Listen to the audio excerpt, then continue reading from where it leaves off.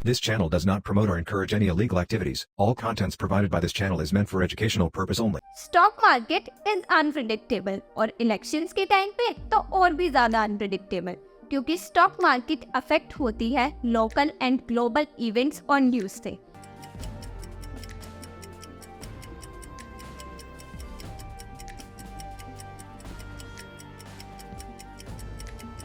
Elections एक बहुत ही बड़ा इवेंट होता है किसी भी देश के लिए, क्योंकि इलेक्शंस के रिजल्ट्स के बाद कौन सी सरकार आ रही है उस पे हमारे देश की future economic, social and political growth depend करती है।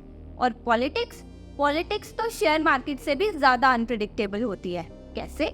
2004 में जब अटल बिहारी वाजपेयी जी जो बीजेपी की लीडरशिप कर रहे थे वो इलेक्शन हारे थे, तब स्टॉक मार्केट सिर्फ 2 दिन में पूरे 20% से गिर गया था। इंडियन स्टॉक मार्केट ने अपनी 129 इयर्स की हिस्ट्री में ये सबसे बड़ा क्रैश देखा था कि मार्केट ओपन होते ही लगभग 20 मिनट के अंदर मार्केट 10% से ज़्यादा गिर गया था। 2009 में जब कांग्रेस वापस सत्ता में आई, तब शेयर मार्केट सिर्फ एक दिन में अप्रॉक्स 22% से बढ़ा था। उसके बाद 2014 में आए हमारे प्राइम मिनिस्टर श्री नरेंद्र मोदी, और इस बार बीजेपी के इलेक्शंस जीतने पर शेयर मार्केट 13% से बढ़ा था। उसके बाद मई 2019 में भी यही हुआ, रूलिंग पार्टी बीजेपी की ही सत्ता आई और इस बार शेयर मार्केट 8% से बढ़ा था।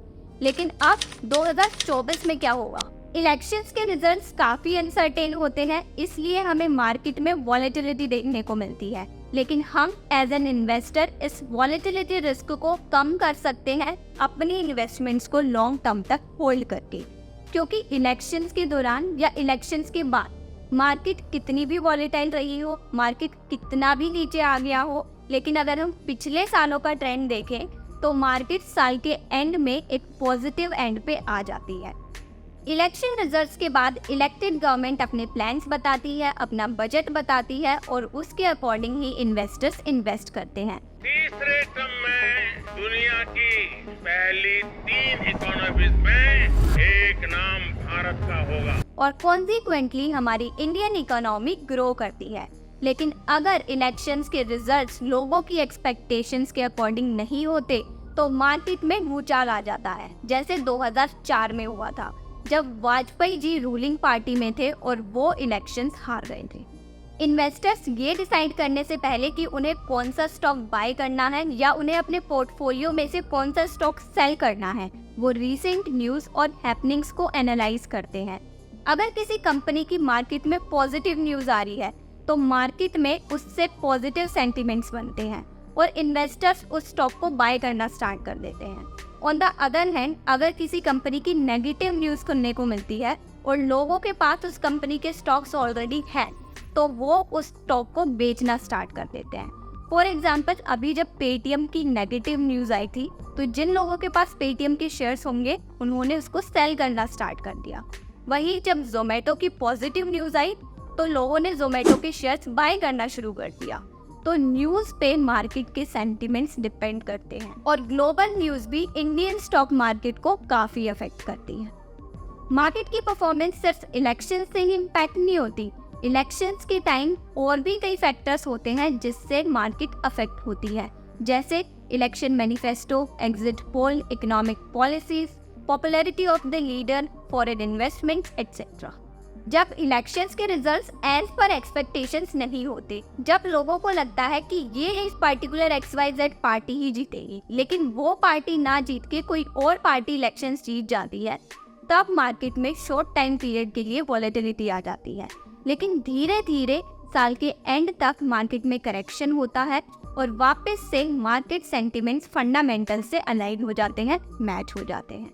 तो अगर आप इन्वेस्ट करने का सोच भी रहे हो तो आई वुड सजेस्ट कि आप एक लॉन्ग टाइम फ्रेम लेके चलो, एटलीस्ट फॉर 1 ईयर।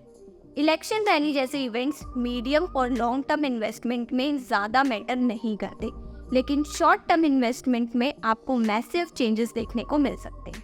अगर मार्केट के पॉजिटिव सेंटिमेंट्स स्टॉक वैल्यूएशन को बढ़ाते हैं तो आप अपना पोर्टफोलियो रीअसेस कर सकते हो, आप अपने पोर्टफोलियो में कुछ चेंजेस कर सकते हो। अगर आप चाहो तो इस पीरियड के दौरान अपने पोर्टफोलियो से कुछ स्टॉक सेल करके प्रॉफिट भी बुक कर सकते हो, बट आफ्टर प्रॉपर रिसर्च। लेकिन अगर मार्केट सेंटिमेंट्स खराब है, अगर मार्केट करेक्शन कर रहा है और स्टॉक वैल्यूएशन कम हो रही है, तो इस टाइम पीरियड में आप इक्विटी बाय करना प्रेफर कर सकते हो। कंपनीज ने अपने फोर्थ क्वार्टर के रिजल्ट्स देना स्टार्ट कर दिया है, तो इन रिजल्ट्स को चेक करके ही अपना इन्वेस्टमेंट डिसीजन लेना।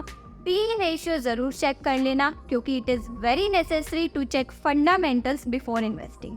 इलेक्शन सीजन बहुत ही क्रूशियल टाइम होता है शेयर मार्केट में इन्वेस्ट करने का।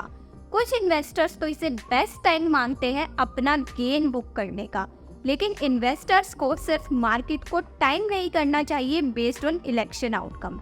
इन्वेस्टर्स को बाकी फैक्टर्स को भी ध्यान में रखते हुए, फंडामेंटल्स पर फोकस करते हुए and through diversification market volatility के इम्पैक्ट को कम करना चाहिए। जनरल इलेक्शंस स्टॉक मार्केट को इम्पैक्ट करते हैं, लेकिन a good investment strategy is the key to successful investing in this dynamic and vibrant economy. So yeah, that's all about today's video. Happy investing, stay connected, stay healthy and stay happy.